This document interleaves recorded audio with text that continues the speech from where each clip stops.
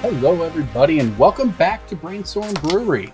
It is Core Set 2021 set review time. You heard Jason crack a beer. You're going to need a beer for the set review. I started early, though. That was me taking a drink. This is my first beer. Well, this everybody, isn't even my final form. Well, welcome into the podcast. We are going to talk Core Set 2021 today. We have a very special guest, Eduardo Sajgalk. Eduardo, thank you so much for joining us. For those who don't know, Eduardo is fresh off a Players Tour top 8 finish. That was his third top finish in his career, 7 GP top 8s. And here he is to tell us about Core Set 2021. Eduardo, how you doing, man? I mean, I'm in good shape, right? Like, fresh top 8 is great, so because it means like there's more money in the bank account to pay things like, you know, rent and food. So it's great. Those things are pretty important right now.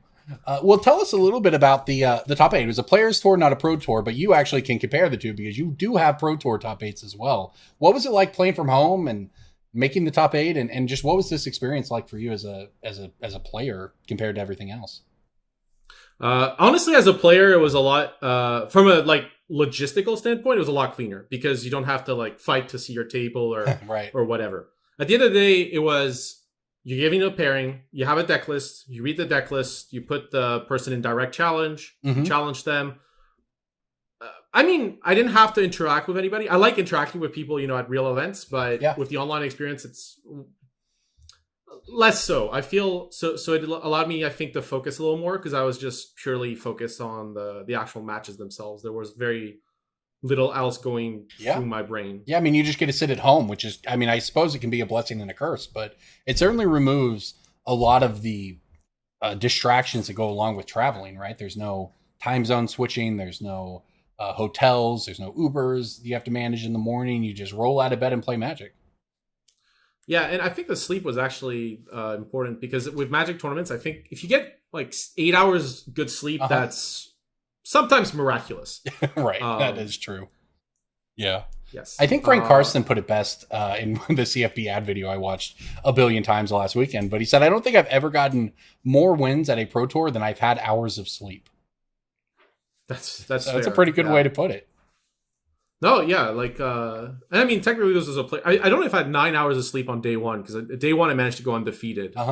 Day two was a lot harder, actually. I think because like after day one, you know, like you just play your matches and at the end you get the results, right? But I think for day two, the 9-0 result might. I hope it didn't get to my head, but it might have. You had a slow start on Sunday, right? Yes, I think I lost my first 3 matches. It was 2 or 3. Like 9-0. 0-3, and then I won the last 2. Kind of luckily though, my winning in was very easy. No, it's not my opponent's fault. They just played a deck that was that's really Magic, bad. Right? Yeah, the mulligan, then it was a good matchup. Like it was perfect. We count those 2, Eduardo. It's okay. Yes. Well, Scoreboard. we are happy to have you along with us today to hopefully set us straight about Core Set 2021. So for those who are new, have never been to a set review with us, we're going to talk about all the big cards that you've heard about, but we're also going to talk about and highlight some of the ones we like that are a little less expensive right now, because Teferi, $50, well, that's a pretty expensive one. I think we're not going to recommend that you buy that, but we're going to get Eduardo's take as we go through everything here. So with that said, let's start right at the top. Teferi, Master of Time. This is the headliner Mythic. 4 mana. You can activate its abilities anytime. You should tell people right now that we're not going to just go down every card. Because, like, the way you said it, I knew what we were doing. And the way you're like, well, Teferi Master of Time, I was like, oh no. We're just going to start at the top and just go down every card. And I'm like, wait, I know that's not what we're doing. And I know that, and that's why I haven't turned this podcast off. But you might just want to tell people that we're not going to just... Well, like I said... Just inflict another set review on them. No, like I said, we're going to talk about some of these big ones because we have to. And that's why we have Eduardo here to tell us what to expect out of them. But then we're going to talk about a lot of choosing to, because it's important. But like... You're right. No one has to do anything. One really quick note I want to make about Teferi without spending too much time on it is this card is very difficult to determine a pre-order price, I think, because there are 9 versions. Yeah. There's 4 different versions of the card, and then there's 4 different versions of those 4 different versions of the card, and then I think there's 4 different versions of those 4 different versions of those 4 different versions. Pretty of the much, card. yeah. So, like, the average store, like, when Star City gets a set or whatever, when all the cards are previewed, they're like, oh, we can run a bunch of numbers and expect to open X quantity, or we can list X for pre-order, and know how many you open, but it's much harder to do that when you don't know the distribution of which squiggly line and which, like, opaque pink 7 Teferi time squiggly you get. So, like, I think that's one of the reasons that people are listing the card at a higher pre-order and possibly at a lower quantity. That makes sense, actually, DJ. That's a good point. Eduardo, is this card good, broken, bad? I mean, it's hard to. We've never had a Planeswalker, I suppose, sans an ultimate ability that did this. So, what do you make of Teferi? I don't even remember what the ultimate does. All I know is it's roughly the same as winning the game. Yeah, the ult is time stretch. That's going to win the game. Yeah, what I was saying is that I believe there was a previous Planeswalker that allowed you to activate Planeswalker abilities as an instant, but that was its ultimate. So I don't think that the ability to activate Teferi on your opponent's turn is sort of a groundbreaking new ability, but it is the first time we've seen it just natively on a Planeswalker card, and especially one that is going to see standard play in addition to everything else. But is it going to see standard play? What is the card good? I'll definitely see standard play. That's for sure. Like, Elspeth Conquers Death is in the same set as that card, and those two cards work extremely well together. So I have no worries that it will see standard play. Essentially, with Elspeth Conquers Death, you already have a value engine, and a lot of those decks want to run a lot of lands, so that helps you filter. You have Uro. Like, because Pharos Beyond Death is kind of tied to M21's legality in standard, I just see Teferi seeing a lot of play. Okay, yeah, I mean, that certainly makes sense, right? The card is very powerful. It's $50 pre-order right now, $40 to $50. I mean, we've seen no Planeswalker hold that price, really, right? Outside of, I guess, Oko. So, as usual... Oko was like a stalwart in all formats. Of course, I mean, when I look... Because that's the thing is, I was going to say, if you want to play the card casually, I think you can wait a bit. And in Pioneer, it might see some play. Older formats, I'd be surprised. Mm-hmm. Okay, well, there you go. I mean, that probably helps bring the price down. So, as usual, all of our longtime listeners know this, we don't recommend buying the $40 Planeswalker out of the gates. But so it sounds like you're saying is it's going to see standard play. We know it'll probably see some commander play, but older formats, you can activate it on other people's turns, so you can tick it up 4 times per turn cycle. It's pretty nuts. Yeah, it is pretty nuts. But it sounds like what you're saying is older formats, maybe some Pioneer, but we don't see this doing Oko things to Modern or Legacy. No, I mean, it's 4 rather than free mana, and the abilities don't affect the board in even a semi-permanent fashion, right? Like, phasing does affect the board, but it's more a tempo play. Yeah. It's not a long-term solution to the problem. The filtering is, in standard, the filtering can matter a lot more, and as I mentioned, there's Uro and Elspeth Conquers Death, and 4 mana fits a lot more naturally in the curve of standard, I feel. So, but... and when the set gets smaller, it could see more, and it helps you have more conditional cards in a deck. So if your deck, for example, had Ugin, which is another M21 card, and then Ugin pre-selling at 30 right now. Right. Now with Ugin in standard, like I talked about the shell, right? With Elspeth Conquers Death, like you could have a shell with Teferi, Elspeth Conquers Death, and Ugin. It's a different deck to kind of the other ramp decks, but it means that you can have an extra copy of Ugin that you might not have because you can filter through it, and the combo of returning with Elspeth Conquers Death for free is super powerful. Yes, that certainly seems good. I mean, I'll be honest, I am a little worried with Standard being overrun by ramp decks that they're printing Ugin into it. I mean, I guess the plus side is that this format's going to rotate in a couple months. Growth Spire will be out, and that in itself should probably shake up the metagame in addition to the big stuff like Teferi going. But is Ugin as powerful as we all remember it? Because it seems to me, Ugin, a card that has at times pushed $50, $60, $70, $80, coming in here at 30, you know, that doesn't sound horrible to me, right? If we've seen some of these core set reprints, Crucible Worlds comes to mind. I think that card's still $20, right? So, Jason, DJ, what do you guys think about Ugin price-wise here, coming in at 30? Is it the next Crucible Worlds? It definitely rebounds over time. If that's what you're asking, like, I don't think it. Don't pre-buy it, but like buy at peak supply, because I think this is going to go down as people open it more, and then it will probably go back up. Yeah, my sure. comparison to Crucible is because Crucible was also very expensive. It's been printed more times than Ugin, but even the M19 version is $22 right now. So yeah, that pre-selling at 30 doesn't seem that bad when you think about that. Now, on the other hand, a card that is mythic and actually a lot of Ugin's price is tied to modern too. Right. Well, that's what I was going to say. Another comparison here is Escape Shift, which was also printed in M19 at Mythic. Actually, probably is a closer parallel to Ugin in terms of printings. It's only $10. So I think we can. That's an interesting. We see kind of what the floor is for highly competitive cards that are getting reprinted, but also the $25 for Crucible. So yeah, I'm with you. I think Ugin at 30 is probably too much, but it's not a card I think is going to drop and plummet, and then it's going to sit there for a year. It's probably going to rebound fairly quickly. All right, so let's talk about one more of the big ones before we move on, but this is probably the most surprising reprint in the set. Grim Tutor. $25 pre-sale.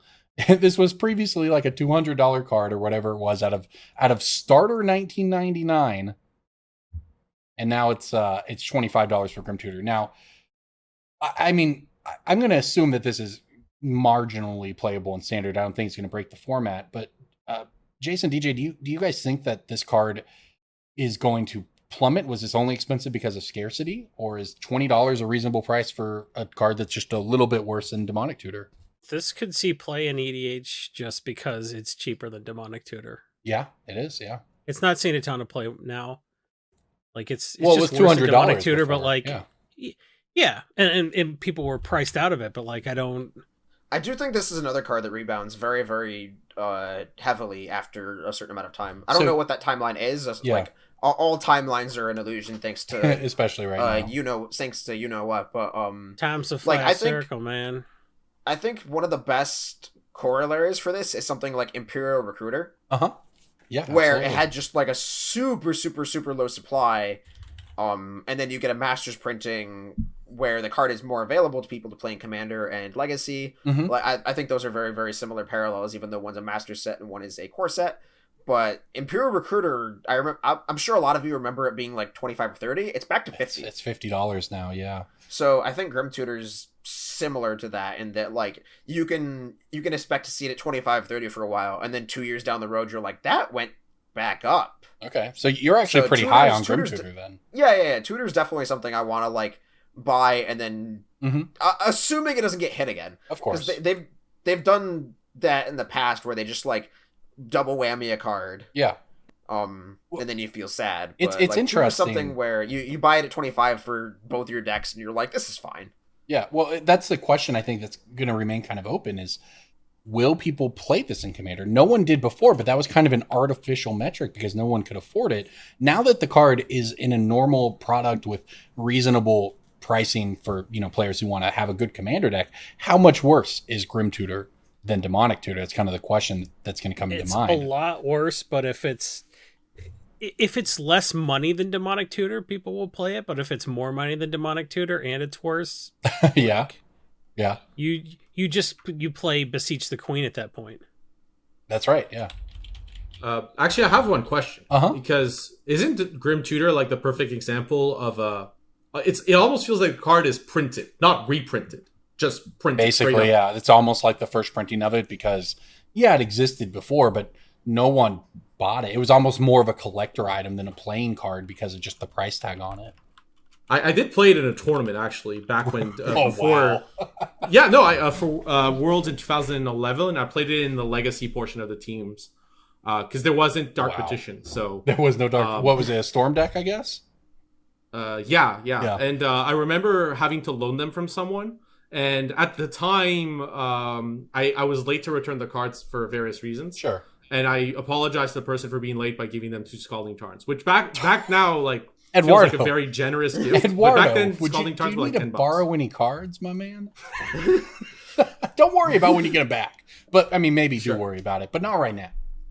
Sure. But yeah, no, that's the thing with Grim Tutor. It was a role player in Legacy, and I feel like this card, because I'm looking at it, I don't know if it would have the price it has looking at it from a biased perspective, right? Mhm. Like if it didn't exist before. Like That's imagine true. Grim Tutor didn't exist. Yeah. Like what would the price of that card be? That is an excellent It's a good question. point. Yeah. I like that. There's price memory built in, Yeah, that's a good way to look which at is it. why you see. And Recruiter's not a great corollary because like the formats where Grim Tutor are illegal, where Mhm. it's played, it's a 1 of and Recruiter's a 4 of. So that's a thing also. Right. Yeah, that is. And also like Recruiter was reprinted for those sets, whereas Grim Tutor is like open to more. So so there might be an increased demand for the card, but that's kind of what I mean is I think price memory plays a part. Like if that card was just printed straight up, it'd be weird to me to see that card printed and have a $20 to $30 price tag. Actually, That's true. That's a really good point. That's a good point. Okay. Well, those are the top 3 headliners of the set. After that, we start hitting the other mythics. But let's move on to some of the cards we want to talk about. Jason, I know that you have sort of the EDH centric view here. Let's start with that. What excites you about this set, both in a set review type of way, but also in a financial way? What are you thinking that maybe people should be looking at right now if they want to get ahead of the curve? So I think there are some very significant reprints that I think you're going to have quite an opportunity to pick up cheap copies that will rebound. Mm-hmm. Even though Azusa has been printed a lot recently, it It shrugged has, off a actually, yeah. reprinting. This is here at Rare, not at Mythic. I think you will make a lot of money just buying Azusa at its floor. Azusa, for what it's worth, it was printed in Masters 25 at Rare, and that's a master set. It fell to 15, but before that, it had climbed back up to 35, as a matter of fact. So you're right. It rebounded really hard from the last printing at Rare, and here it is again. In So, 2018, it was like $55. Mm-hmm. And then it went down to like 25, but then it like climbed almost all the way back up to 50 on some sites. It's pretty crazy. Yeah. I don't know if they're going to reprint this into dust like they do something like Black Market. Sure. They're like I think the reprint forecast on this card is like 2 to 4 years, but I could see them doing it in 6 months. So if this is still around in 6 months, you're probably good. But I do think if you just wait for peak supply, you can make money on Azusa. Plus, this is better art than the Champions of Kamigawa version. So, like, I think this is a little bit more desirable. So, just in general, I think Azusa is like a really fantastic reprint. Isn't like it the it's same? possible- Isn't it the same art? Oh no, it's not.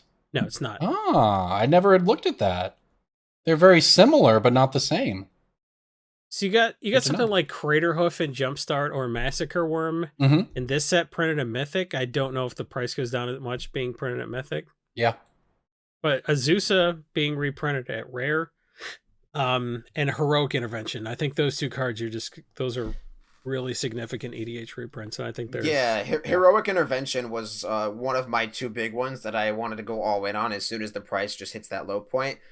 Solemn Simulacrum is the other one where if that card hits a certain point, I just buy all of them and wait. Yeah. Because that's- we're worried. Like We're like, $2. How much lower is that card going to go? Well, it's new art this time, which I don't know if that's going to be super relevant or not, but it has been printed quite a few times. and it always shrugs those printings off. Soul Ring, Swiftfoot Boots. I should clarify. Lightning I Greaves, said it's new stuff like art. that. It has the extended art version, I suppose. The alt art, the core set 2021 extra, whatever you want to call that. Is that the kind when we're talking about cards like this, DJ? Are you looking at cards like the new art version of Solemn, the showcase version, I suppose, or do you just want the regular copies? I usually want so this is uncore set related, I guess, but I usually want printings that are not the original printing. And there's a couple reasons for that. Number one, the art in this game has generally just improved over the past 2 decades. I'm going to get a lot of hate mail from old-timey, old fogey fanboys who are like, back in my day, every art was Stasis and we loved it. Well, Stasis, I mean, yeah, that's a good one. I drove 11 hours to go to a Prices convention disagree, center like- to get Mark Teeden's autograph. Yeah, Stasis, maybe not. Yeah, but go ahead. In DJ. general, the art has improved over the past 2 decades, and people want their arts to match. People want their frames to match, and people want their cards to have hollow symbols at the bottom. So if I'm looking to get like 10 Solemn Simulacrums, then at 50 cents or $1 a piece, I'm looking at basically anything that's not Mirrodin. Right. Plural is simulacra, I think. Things I did not know, did not need to know, and hope to forget. The plural of simulacrum. Simulacrums just doesn't sound right to me. I bet it's simulacra. Yeah, heroic intervention is definitely another one where if that card hits a low point, it is a very, very strong candidate to just buy, and it'll be impossible for you to lose money on that card. I believe it's heroic intervention. I mean, let's tackle this where it comes up, though. We're talking about cards, and this set, that's the thing with reprints in general, right? Is we love reprints because it means we get an opportunity to get them cheap, and they come through our stores in a way that they didn't before because no one had the $15, $20 heroic interventions because that's the reason they were $20 because no one had any. Now we're going to get new printings of them. However, it has to be said, we are in the middle of a pandemic. I certainly am not pre-releasing. I would assume that you guys are not either. How much of an impact is this going to have? I hold some contempt for some stores locally that were pre-releasing. It's kind of frustrating. Yeah. I mean, look, you are lucky you live in New York. I mean, I live down here in Oklahoma where we have cases exploding. We're setting new highs, and I see people posting all of their pulls from the M21 event, and it's like, come on, This is not what we need right now. But that has imagine getting COVID for a core set. Corset COVID. Oh my gosh. It has to be said though that the pandemic might affect these card prices. We're talking about cards we like. Azusa, Heroic Intervention. I like Fabled Passage. Some of these cards that did you say Azusa? Azusa? Oh, it sounded like you said Azusa. Azusa? All right, Hermione. Like Susicle. Sure, man. Anyways, we're talking about these cards, but it has to be said, because of the pandemic and because of all these people who may or may not have gone to their pre-release, do we think that the cards that we think are going to crash, typically we'd look at something like Heroic Intervention printed at rare and say that card's probably going to hit $3 or $4, maybe $5, we can buy it. Do we think that it's going to go that low? Or do you guys think that it's going to just basically the prices we see by a week from now are the prices that are basically as low as they're going to get?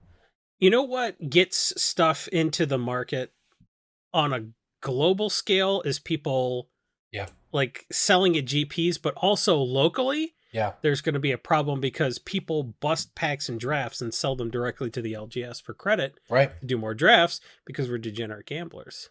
Yes, that is the secret to Magic. Yes. So your store is going to have to find new and creative ways to buy the cards, as well as like major dealers. Everybody is going to have trouble buying the cards.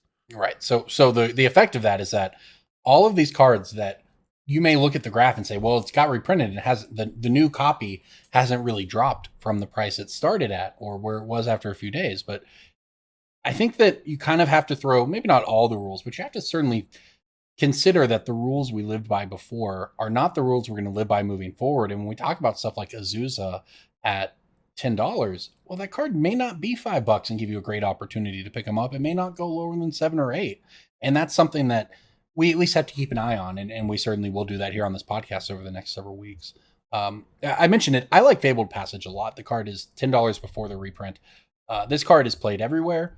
I assume you might play it in Commander, but it's a card that's going to be in competitive formats for a long time. And I don't think it's ever going to be cheaper than $5. So Fabled Passage coming out of the gates here at $7. I'm a big fan. That's somewhere I like to be, $6, $7 on Fabled Passage. These are going to, now with all the cards we're talking about, obviously they're going to drop a little over the next week or so, maybe 2 weeks, but I like Fabled Passage when we get there. It's going to be a good one rebounding. Eduardo, I know you did some preparation. Why don't you talk to us about what some of your favorite cards in this set are? Yeah. So I guess highlights rather than favorites. Sure, absolutely. Like, I am not a fan of Ugin the Spirit Dragon, but it is a pretty important reprint. That's a fair way to put that. The card is inherently very powerful, sees a lot of play in Pioneer, so when you're going to get the small set standard coming up, and you have Teferi, Elspeth Conquers Death, and Ugin, yeah, like that's That's a potent combo. Yeah, I feel like, talking about other cards though, Scavenging News is a card that I think is somehow, it shouldn't be underrated, but for some reason it still is. Yeah, this is the most insane. Scavenging News is pre-selling right now for under $2. That's absurd to me. Do you remember when people were trying to get $75 for the precon it was in? It was the worst Commander precon. There's nothing else in that deck. It was just utter trash. It changed how they printed precons, though. It changed how they did the commander sets because everyone wanted the Scavenging News one, and stores didn't have it, but they had a million of the other ones. And at that time, Wizards was only sending them out in sets of 4 or whatever. And then they basically Scavenging News, and then whatever the True Name Nemesis, I imagine, was the next one. True Name Nemesis. They didn't fix it. They fixed it for True Name Nemesis, but for the Scavenging News one, they're like, "Wow, these are really selling gangbusters." Because that was their literally. Yeah, they were literally having to buy Neapolitan ice cream just to get enough chocolate. That's right. That's exactly right. It changed how they did it, though. You know, they learned their lesson. Then when True Name came around, they had a fix ready. But you're right, Eduardo. This card is nuts, and I have to say, under $2 for Scavenging News. Pick them up. It's not going to get better. Every other version of this card was $5. No, I've picked mine up for maybe not kind of $2 or $4. Like in the day, I have like a lot of copies of the card. Like it's a card that saw Legacy play. Yeah. And the thing is, it's one of those cards that's very flexible, right? You pay a very low amount of mana for it to do a lot. Yeah. It scales into the late game. It hurts on like one of the more common strategies in Magic is abusing the graveyard. Right. Hence why it's good. There was a legitimate point in time. I think Scavenging News is just good. Yeah. I like seeing Kitesail Freebooter again. I don't think it has a home right now, but I like the card in general. Mm-hmm. A card that worries me is Discontinuity. Discontinuity, yeah, I love that one. That's the 6 mana in the turn, but it costs 4 less if it is your turn. What do you think about it, though, Eduardo? This isn't the first time that effect got printed, right? We had times. It's kind of a combination of Time Stop and Sundial of the Infinite. Yeah. It's the same mana cost as Time Stop too. It's real weird. I mean, from an EDH standpoint, when I was on Fast Finance, James was asking me about this card. I'm like, it's just Time Stop, which is not played at all. I can't imagine adding another blue mana to the casting cost will make it more playable. Yeah, I agree. And Sundial of the Infinite is a very particular card. But I think the problem is it's a bit weird because it's a physical card that's going to create digital problems because I think it's going to see a lot of historic play. I see. Why do you think that? Because you can only play 4 Nexus of Fate. Okay. I understand. This is your second copy of Nexus of Fate because you can just use it on their turn. Right, and it can work well with Wilderness Reclamation. There's a lot about that card. Upkeep discontinuity. Yeah, there's not a lot of things that are great about it, I guess. I'm a little more worried about something like that existing because I might be wrong. I don't think it's going to like dominate or anything, but it never brings anything. Those effects don't bring the play patterns are not healthy. Well, I'll add this. This is, I don't know if this was an intent, but you can use this in response to your Uro sacrifice trigger for 2 mana end your turn in your second main phase. So, for 5 mana, you can play your Uro from your hand and get to keep it in play. That's a thing. So the one I liked was with Chance. Was a deck that played it with Chance for Glory. Chance for Glory. I'm in. Can't lose. You play it in response to the trigger or something. Yeah. Well, you Chance for Glory. I think it's the double combat one or something like that, or an extra turn. And it doesn't say you die at the end of the turn. You say you die in your end step. You die. Yeah. It's you get an extra turn and you lose at the end of the turn. Yes. Right. So you can respond to that. That's pretty neat. Discontinuity is $5. For what it's worth, I don't know. It's a mythic. I guess if it were to catch on, it would rise, but it is a mythic. Yeah. Yes. For what it's worth, though, on Arena, historic is basically an Arena only format. It could be played all over the place and not necessarily affect the paper price of Discontinuity. It is kind of funny because in historic it makes sense because it's like going a little more towards that eternal field, but not quite, especially with Jumpstart. But that's going into quite a wide discussion. Yeah. But it fills a niche, which I think if the card does cool things, like if it's more Sundial of the Infinite than it is like Time Walk, then it's okay. The closer it is to Sundial, the better. Because if it does something cool like that, like whatever, it's fine. The other card, I think Containment Priest is an easy one. I just like having access to that card in Pioneer and Modern. I think that's going to be a really important tool in general. Yes, Containment. What is It's been- Containment Priest at? Yeah, actually, Containment pre-order? Priest, the issue with that card, though, is, like, it's been printed so many times at this point that it's just... I think a lot of people are used to that being, like, the true name nemesis of something. Yeah, it was worth money for Where a long time. when the White Commander deck came out in C14, it was like, oh, this is the $40 Haymaker, this is the All-Star. And then it got just hit with so many reprints, and now it's just It's like... a $3 this- card right now. This $2 card where, like... This when is I- a reprint to make it legal and Yeah. Right, versus- but that's a different, right? Before it was That's a true. Commander or Legacy card. Now it's a Modern modern card. and Pioneer. Yes. Standard, you'll see some play against like Catavan, but it's not really. Yeah, for that. that's a good point, Eduardo. Now it's possible it's been printed into the ground such that won't really matter, but maybe not. I mean, maybe this version comes out, you start picking them up for $1, and then 5 years from now, when it hasn't been reprinted and it's good in Pioneer, then it's worth money again. But I will say Containment that, Priest is a nice reprint. it's a card that's very hard to buy at GPs because people will have such a price memory to it. Oh, and you're like, here's like, the yeah, this is a 50 cents. $25 card, and you're like, this is a 25-cent card. Yeah, that's true. Yeah, like I thought it was expensive. I didn't know until now that it was like $2 or $3 Yeah. or something. You have But- kicked it in the teeth. Yeah, it's, UMA. it's still an important effect to have access to in like those Oh, for kind of sure. mid-range eternal. I'm not formats. unhappy to see it. I'm just Yeah. unhappy to see it. It's also worth pointing out that for a lot of these cards, especially in Pioneer and Modern, because like buying a standard card right now is like almost lunacy.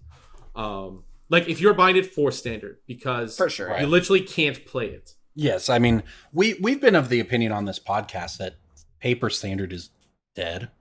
Is dead for But it's dead not for another year at least, right, or whatever. It's that's just the pandemic, right? Like it's Yeah, not but Wizards' even fault at the all. thing That's is, just bad even luck. before that, at my store, we had a lot of trouble with standard. We at some point, I mean, we ran in a thing where there was Grand Prix Oklahoma City.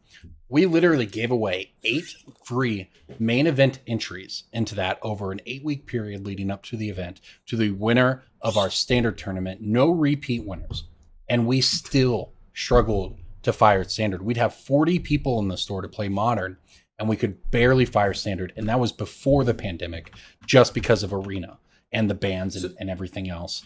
And now everyone is going to get really used to playing standard on arena, and I don't know that paper standard, outside of the competitive events where you have to have it because that's what you're playing for money or whatever, at a store level, I don't know that standard is coming back.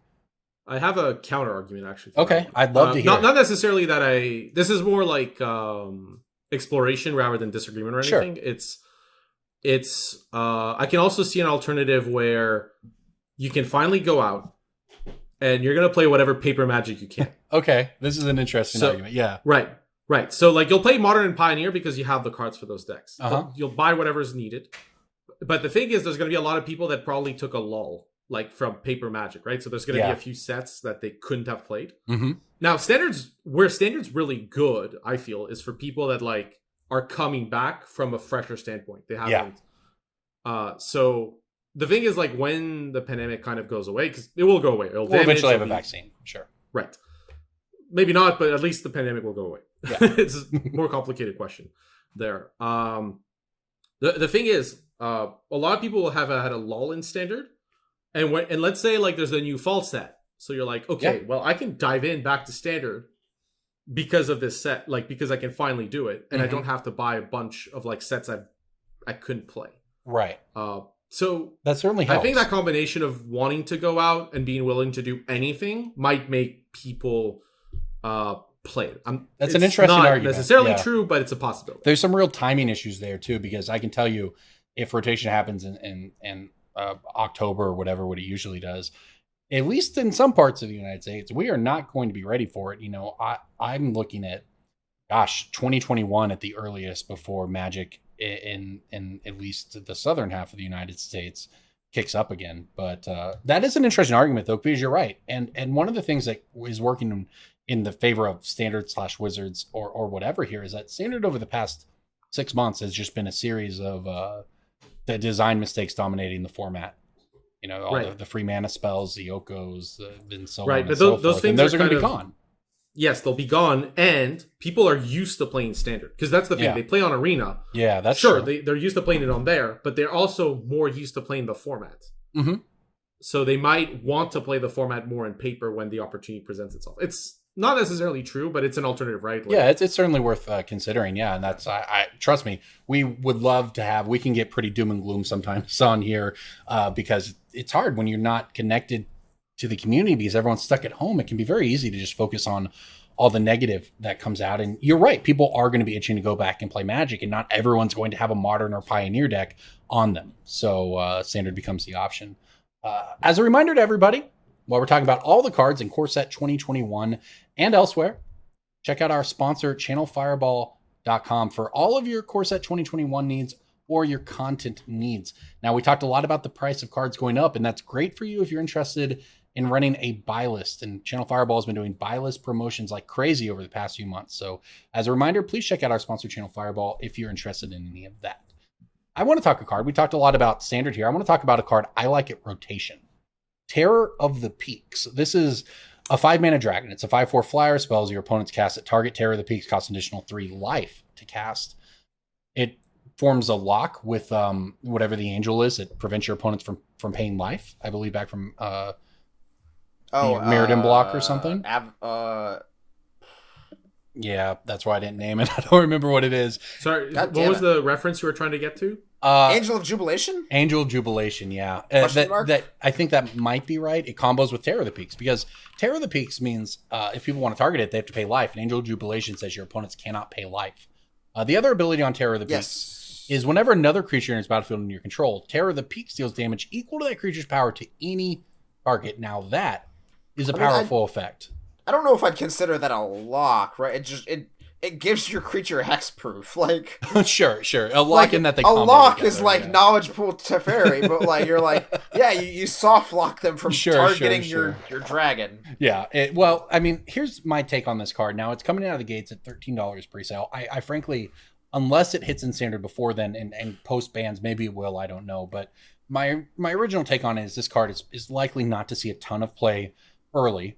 It doesn't have haste. It can get bounced by Teferi, et cetera, but 5-mana dragons have always been good since they started printing Thundermaw Hellkite in Standard. We said the exact same thing about Glorybringer, and Glorybringer ended up being format defining. I don't know if Terror of the Peaks is quite that, but I like it a lot after rotation. 5-mana dragons with haste have been good. Yeah, inherently, I don't think that that's the problem. Is essentially it's one of those risk cards where you probably tap out for it, and if you get to untap, you're good. Baneslayer was that, and Baneslayer S cards. Another reprint. Thundermaw Hellkite, and the haste is important. And Glorybringer has haste and deals with a card. It always pushes your card back. So. I agree. Now this is it seems like a higher upside because it has the whatever the name the cards that have that ability where creatures interplay, you deal damage equal to their power. Warstorm Surge, I believe, is the card, but so it has that going for it. Where it lacks haste. So I don't know. With Teferi rotating out though, there's a lot of power packed into this one, and I expect it to get cheap because it's not going to get played yet.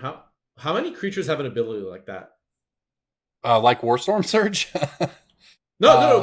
I mean, it's a serious question. I mean, a lot of people are looking at a card as a fair card, but I don't think that's how you should necessarily look at it. It looks like one of those cards, like if you do something like Living End. Dragonstorm?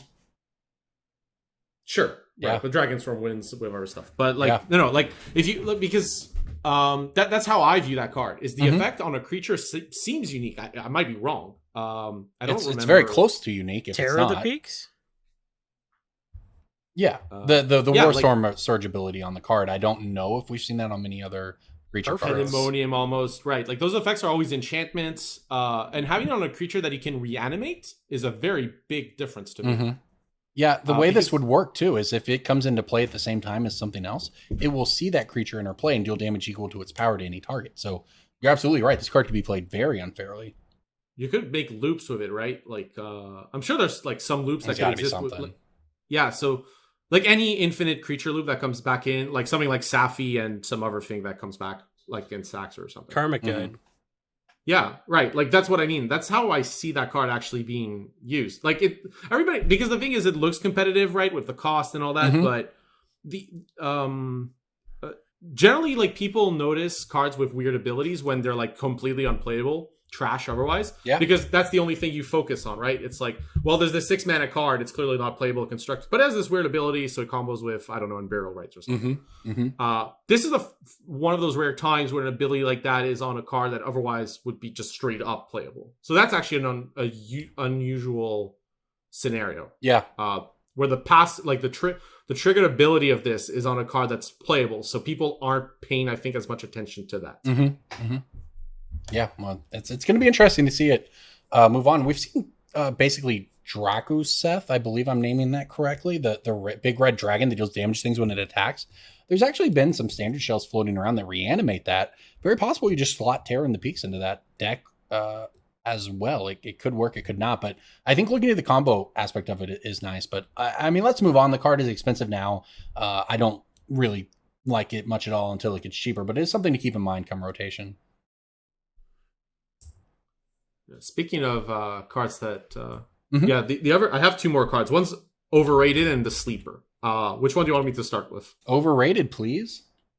Right. I think the card, by the way, is good. I don't think it's bad. I think it's still playable. No. You gotta commit and just give us some clickbait stuff for the video. Yeah. Don't be wrong, or you'll never forget it. Yeah, I think conspicuous Snoop is overrated. And I'm saying this because it's probably the most overhyped card in the set. If it was like, we talk about, man, Bogut Harbinger's $35 now. Is it? No. Okay. No. It's like 7 or something. Well, anyways, yeah. The thing with that card is the 2-card combos in Modern kind of already exist. They're like 2.5. It's like Devoted Druid and Vizier. It needs like a 3rd card to pay off. But that payoff is not hard. Like a chord of calling to collect a cup. Like at some point it'll work out. Yeah, like half the cards in your deck are that 3rd card. Right. So this doesn't feel super different. Because the thing is, the creature doesn't have haste. That's already like problem A by far, is you have to have it in play for a turn. And then the second problem is you need to load your deck with a bunch of unplayable garbage. Because you can't have one Kiki. If you have one and draw it, your combo doesn't work. So you have to have multiple. So as a result, you're filling your deck with a bunch of cards that are just not good. So I think there will be a shell with this where it's, that kind of aggro combo shell where the deck is fine, but it does have this combo finish if you need it. I like it with War Chief specifically because that does give it haste. And it makes Boggart Harbinger cheaper, so you could go like turn 3 War Chief, turn 4 win off of an empty board, which I think is important. But at the end of the day, it's a 2/2 creature without haste. I mean, and it's Modern. Like, there's got to be a way to deal with a 2/2 creature without. There are a couple. It turns out. Right. So I think that's kind of my issue with the card is when I look at something like Devoted Druid, like the card generates a ton of mana. Like it has way more versatility than something like this has as a redundant piece or and I think that's why I think that card is like overrated. I think it's a 2-card combo, but I don't think it's a very fragile 2-card combo. And I was going to throw that out there too as an overpriced card, not just overrated. I think it's $6 or $7 right now. That does not it does not scream breaking Modern to me. Now I think that you could slot it into your Goblins deck and have access to it. With matrons and stuff like that, I think that's all reasonable, but I don't really see that card being $7 forever. Yeah, that card's remember like cheap. The Heliod combo when that got hyped with Walking Ballista? Like, I mean, it's which is playable cheaper. Actually. That card's actually that combo's playable. Heliod and Walking Ballista, you guys, you got to ban it before it's even out. Yeah, right. right. Like what I mean is like these things are playable. Yeah, and they might be good. I just wouldn't say it's gonna like break Modern or something. Like then again, I saw like a recent Modern tournament and like it was like a Niv Mizzet Mirror, so maybe I'm wrong. Like Modern has gone to like somewhere else. But yeah, right. Like there's so many ways to deal with a 2/2 creature, and it doesn't really do much apart from being a 2/2 creature in too many spots. So the card I think is underrated, and you're gonna like this because it's under 50 cents. Wow. Okay, I'm in. TCG Player. Or it's around that line, is Jolriel Munvali Recluse. Okay. So you're right. This card is super cheap. It's the 1 in a green 1/2. This card has a lot of words on it. It's legendary. Whenever you draw your second card each turn, create a 2/2 cat. 6 mana until the turn. Creatures you control have base power toughness XX, where X is the number of cards in your hand. It's an interesting one. So what do you think about this card? Well, I don't want to base the price of cards on standard themselves because of the issues we just talked about. But just think about like standard, right? Like imagine you land this on turn 2 in a like Reed literally played this at the CFB Pro Showdown. Like he played this on turn 2 and then you have Teferi or Uro. There's no more work required. You're already ahead on board. Yeah. Like if you think about like that context, your card did not require much to be way above par. So the thing with this though is this could work in older formats. Like I was thinking about this card in the context of Legacy. I don't think it's going to necessarily supplant something like Tarmogoyf or whatever. But think about it in the context of a format with Brainstorm, Ponder, Veil of Summer, Astrolabe. Modern has Astrolabe as well. Astrolabe, yeah. And you know what? The Sultai / Bant Snow decks are basically the best deck right now. Right. And they play Uro. You can curve this into Uro. Right. Pioneer, Modern. I think this has... okay, I don't like being hyperbole, but I think this has a high chance of being a super... Like, it will of being potentially a format all-star. Wow. Not necessarily a card you run 4 copies of, but a very strong 2 or 3 of because you don't... Like, drawing cards is not something... You're already trying to draw extra cards, right? Like, it's not something you're trying to get out of your way for. Like, it's happening already. So being able to do that... And one thing about this card that's unique is Planeswalkers have been pushed a lot. This is one of the best cards to fight a Walker because it's cheap and it creates multiple bodies. And it's one of the best ways that I think you could fight a Planeswalker. Well, it certainly works very well. Say you're playing, even in Standard, right? You're playing against Teferi. You go turn 2... Jariel, they do whatever on their turn 2. You go turn 3 Uro. Sure, your Uro goes to the graveyard, but you get a 2/2 out of the deal. So whereas before, when people played turn 3 Uro, you could respond with turn 3 Teferi and bounce whatever they had or what have you. But you're right, with Jariel, that doesn't happen. You know, they can't they can't get you at that point. So if you're on the play, this into Uro actually beats a Teferi line. Right. Think about this as a sideboard card for Team of Reclamation, for example. In certain builds, you could just... not all builds, but some builds could run it.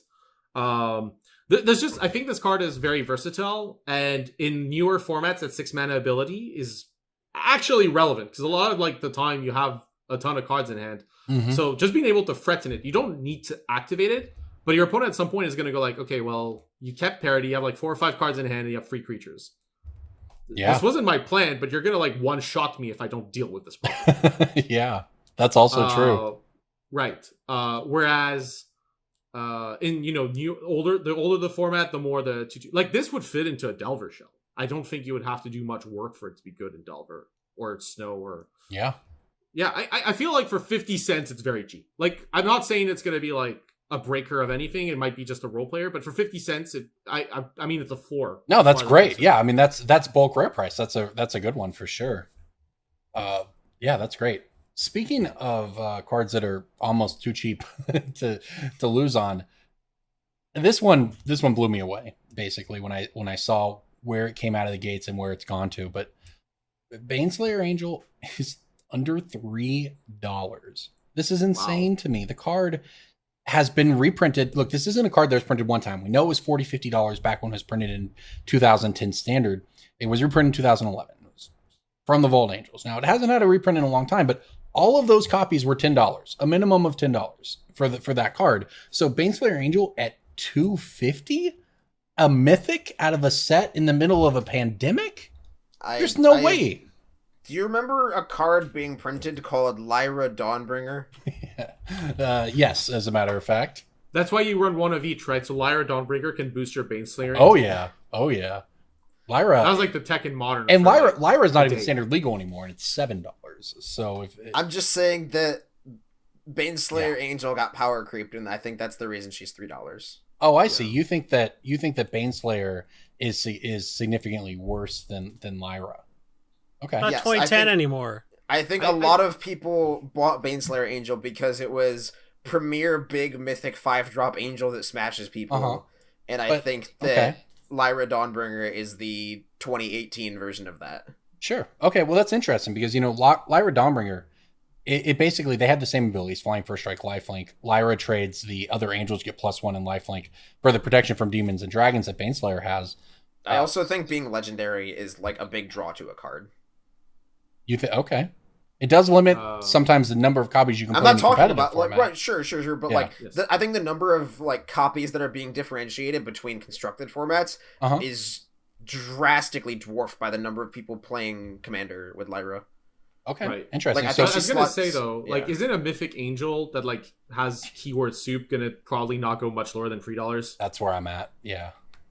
I mean, I don't think Lyra's it goes $7. much lower than $3, but I also don't Lyra's think you get the $7. return Yeah. on I Baneslayer mean, Angel. We just Okay. I just had someone locally who collected like angels. Yeah, everyone. Like just in general. Like and I Those think people angels are, like, exist.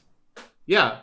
No, I agree. You know, And like, like at the end of the day, that's what Baneslayers doesn't happy. get added to that collection. That card You just already don't think it's existed. going to go up a lot. Yeah. Okay, sure. Yeah. Yeah. I think if you buy it at $3, I don't think you lose money. But I think if you buy like 5 or 6 of them and you're waiting for them to go up, you're going to wait a very, very, I very see. long time. I have to say, I would not be at all surprised in a post-Teferi standard world to see Baneslayer receive play. As recently as last year, 2019, Baneslayer was seeing modern sideboard play out of blue-white control decks, even when Lyra was an option. So that tells me that, yeah, Baneslayer Angel has, by and large, been power creeped out, but at some point, it's really not hard to envision a standard format where you flame it on turn 5 and they kill it immediately or you win the game, which is how Baneslayer Angel typically operated. But either way, I like the card under $3. That's way cheap to me because I think even a baseline of that card is going to be $5 a year from now. So I don't think you're going to be losing out at $250 Baneslayer Angels. I mean, it's fine if you want the card. yeah, it's I mean a good card. the risk Yeah. is low, so Yeah. whatever. Ruined Halo is also stupid cheap. for 50 what that cents card for does. Ruined Halo. That card's dead. I'm sorry. Yeah, it might be. It was an Ultimate Masters. It's pretty dead financially, I think. Competitive. The caveat to all of this is that we have seen standard move prices even in the pandemic. Look at the price of breeding pools. So, Ruined Halo at 50 cents, I like it because, like, I think DJ's right as far as just a card goes. It's pretty much dead, but it's a powerful effect. Could be good in standard. At which point it's going to be more than 50 cents. And these, bargain basement buy-ins is pretty much where you want to be. Yeah, I mean, I don't like it could stay a bulk rare, but at the end of the day, like it's just one beer less in the schedule, right? Mhm. For a playset. Yep. All right. Well, Jason, do you have any others you want to talk about for Commander or elsewise? Is that a word? I made it a word. Elsewise. I recognized before I said it that it may not be a word, and you know what? I decided to roll with it. That's what you got to do. You got to have the confidence to be like. Elsewise is a word. It's in the Collins English Dictionary. There Means are otherwise. 2 cards in this set I don't really know how to evaluate. Okay. I suspect Mangara the Diplomat is very good, but Mhm. lots of people whose opinion I respect think it's not very good. Yeah. So this good is in what? This is the EDH, 4 Yeah, mana. the only format that matters for finance. Oh, that's not quite true. But Mangara is a 4 mana 2/4 lifelinker. Whenever an opponent attacks with creatures, if 2 or more are attacking you or planeswalkers you control, draw a card. Whenever an opponent casts their second spell each turn, draw a card. I think this card's very good in Commander, Jason. I think it's pretty nutty. And I don't know how to evaluate Chromatic Orrery, but I think it might be quite bad. You think? Okay, so that's that's one that's actually come out of the gates somewhat hyped. It's a $10 pre-order core set 2021, 7 mana. You're right. I mean, it's a core set. It's $10. It's 7 mana. You may spend mana as over any color. Tap to add 5 colorless. 5 colorless tap. Draw a card for each color permanent you control. Pretty much getting slotted into a 5-color deck and maybe not much else, right? It's really hard to predict where something like this is going to go. Like the second or first most popular deck on EDH Rec every week is Golos lately. Mm-hmm. I think Tiny Bones is going to bump everything for a couple weeks, but for right now, Golos is still real popular. This there are enough 5-color decks that plus the Sanctum decks everyone's going to build. Yeah. So what do you think Chromatic Orrery is going to do? I don't really like it. Okay, you don't like it at $10. I don't like it at all. But see. yeah, Okay. I certainly don't like it at $10. I really kind of think this is a dud. People talking about infinite mana combos with this, I'm like, people were doing the same thing with the whatever blue-green creature where you could get extra mana for tapping stuff, and people were like, oh, you can make infinite mana with Basalt Monolith or Grim Monolith and stuff sure. like that. The new 2-mana one, whatever that's called. I'm with you. And this is mana of any color. It's not colorless mana, but at the same time, like, you were just throwing that in a Thrasios deck anyway, or a deck with Thrasios in it, drawing your whole deck, and that wasn't good. Kydel and Thrasios gets played less than Tymna and Thrasios, and Kydel gives you enough mana to draw your whole deck with Thrasios. Even after they printed Oracle of Thassa's Oracle, people still just don't even really care about that. I mean, Thrasios went up, but I think that's just because blue-green is just absurd. Blue-green is stupid, yeah.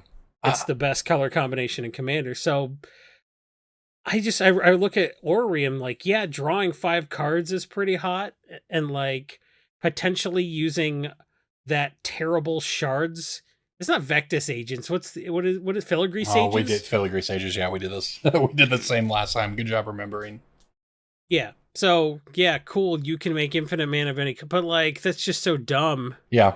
Well, I'm with you that regardless of the whether Orrery sees no play or little play or some play, even as a mythic at $10, it seems a little bit hype. And the value's got to come out of somewhere, and I think it's probably going to come out of Chromatic Orrery. This card is likely going to drop. We'll see. I mean, it's hard because the mythic artifact slot in core sets basically has. I mean, it was Crucible Worlds a couple years ago, and if this is what's in that slot, is this what they think that it is? But I'm with you. I think it's probably overhyped at the moment and overpriced.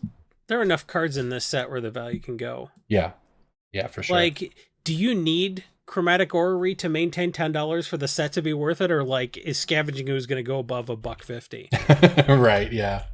Like, is it more likely that Containment Priest recovers a little bit of value, or do we need like a really shit 7-mana mythic? That like I get it.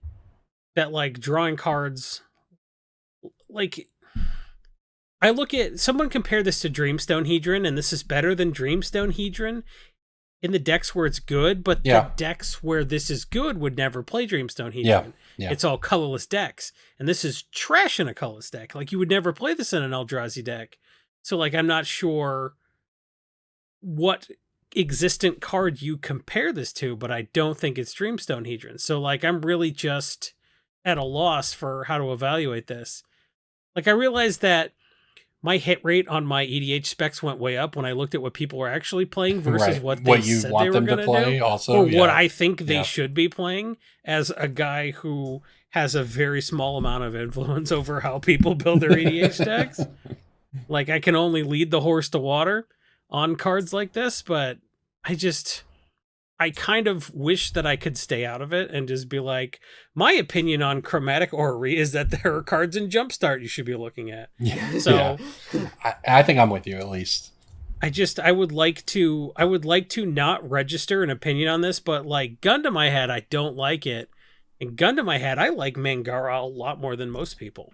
I think Mangara is pretty stuput. You like Mangara as a commander or in the 99? No, I would. There is not a single mono white creature I would ever put in the command zone. Fair enough. Except maybe Jijeru, just because I think it would be really funny to do mono white Super Friends with like 11 Wraths in it. Hey, but like other than that, my Archangel Avacyn deck was mono white on one side. Sure was, sweetie. Very useful. So like, I only Sunforged out of Boros Charm a few times, okay? I think Mangara's Smothering Tithe tier. I don't think we want to look at... Whoa, that was strong. Price-wise? It's not going to do what Smothering Tithe did price-wise, but like just in terms of like how impactful it is once it's out, I think it's that powerful. Wow. Because to me, it seems like people just won't attack you, and they'll... No, the third ability is ability is very good, I agree. Yeah. Whenever they cast their second spell, you draw a card. Because I think it doesn't pair well with White's tendency to insulate you from being attacked anyway. Like, I don't think you want to welcome people who like, oh, I drew a card, but it's like, I teched you for 27 on turn 6. Like, it's cool that you drew a card when I did that, but definitely with Calamax as like popular as it is and shit like that, like I kind of think people playing those card draw spells and stuff like that, you don't pay the 1 on Rhystic Study, that sort of thing. Yeah, that seems reasonable to me. I think. What do you think about the price tag, though? It's $7 right now. It is a Mythic, but what do you think it's going to do? I think EDH takes longer to register. Sometimes, so yeah. I think it's possible that like people will realize this card is very good in a month if they do realize that. So you think it's going to get cheaper and present an opportunity? I think there will be an opportunity at peak supply, and by the time peak supply rolls around, I think we will have had enough deck building data to see if people have actually adopted it. So this is something I think we have the privilege to wait on regardless. Well, that's nice too, because that is itself kind of a rarity in Commander, right? Smothering Tithe did not take long to get expensive and never got cheap. So anytime you say, well, I think we have a month to wait on this Commander card, that's something that, we haven't had in a couple years now. But then you get something like Fiery Emancipation that's like so obvious that... Yeah. I mean, how do you feel about that card? I mean, this is the triple damage card. Tripling's the new doubling, etc. It's 6-man enchantment. Is this a $10 card because of that? I don't think so. I really don't think so. I couldn't tell you, because like I think all the cards that did the double stuff, you're sort of like, oh, this doubles damage. This can't be bulk. Yeah. But like, doubling damage is not very fun, right? Like, I'm trying to think about it from like an enjoyable perspective. Actually, just from the game design perspective. Generally, things that make your opponent's life worse in games are not as enjoyable as things that make your life better. So, like, doubling damage makes your opponent's life worse, not your life better as it would be on doubling counters. But casual players love that bullshit, though. They just love anything that doubles anything. That's why EDH is a format, because they printed cards like Doubling Season that were, it's like, oh shit, I got a Doubling Season in my pack of Ravnica when I was hoping to get 3 wishes or whatever. Like... Eduardo 3 Dreams, like it's all the doubling stuff like casuals love, so it's never worth nothing, because even like that Fiery Servant and stuff like that stuff's never bulk. I meant more like why I would feel that like it would be a doubling or tripling effect that's popular, but because it is a doubling or tripling effect, but why it would be less popular than other doubling or tripling effects. Like I haven't actually checked the price of a card I started playing with called Doubling Cube. That card's expensive.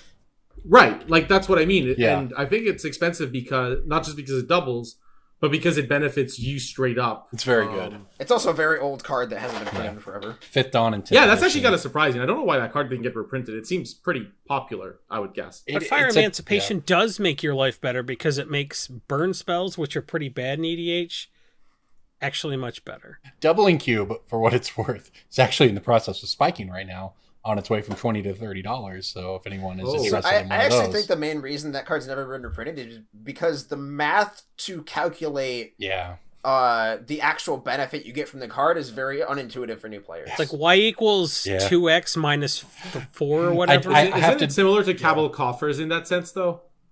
Right. And when was last time that card got reprinted? That's true. No, it's a fair point. Like, these effects are popular, but they don't want to like put them back. Doubling like Cube Cabal Coffers is like you sink mana into it and then you count. Well, I see time like Dr. Manhattan, so I say the last time Cabal Coffers was reprinted was 2 months from now. Okay, thanks, Jason. One can only hope. I have to say, though, while we're on the subject of sort of effects that feel good and don't feel good, I would argue, Eduardo, from a game design perspective, that Wizards has pushed it too far. All right. Well, that was fascinating. This is M21, everything you could want. The set review, the financial set review, the design review.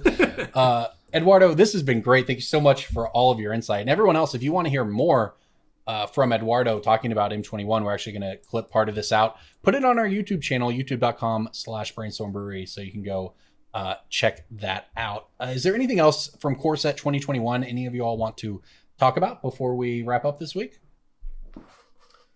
Okay, well, if we didn't miss anything, Eduardo, thanks for joining us, man. Where can people find you on the internet if they're interested in following you some more? Sure. From the Magic side, I do commentary. So from time to time, you might see me commentating on a tournament. Clearly online right now with the pandemic. Right. I'm glad to be able to do it from the comfort of my home, and I'm glad to be able to talk to an audience. You know, that's kind of nice.